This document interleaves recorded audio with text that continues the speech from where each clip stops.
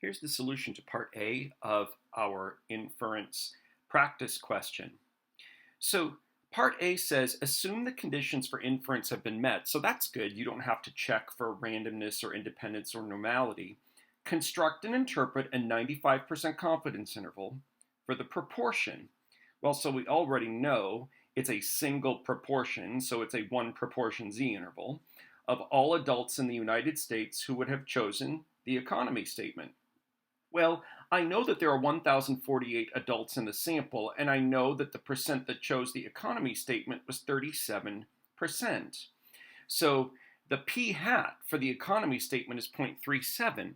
But in order to build the confidence interval, if you're going to use your calculator to do this, you need to know how many successes there are. So the success count has to be calculated by taking the 0.37 times the sample size of 1,048, that gives you 388 successes.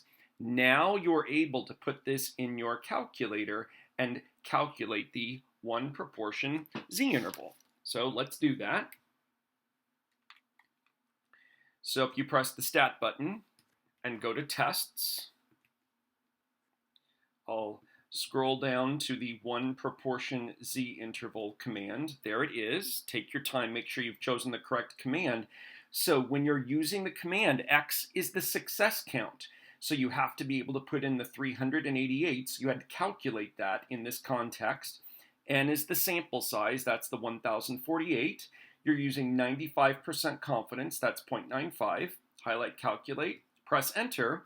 So here are the boundaries for the confidence interval. The boundaries are I rounded to the nearest thousandth, so 0.341 and 0.399. So I wrote those up here, but that's not enough. So it is important now not just to construct the interval, but then to interpret the interval. So we are 95% confident.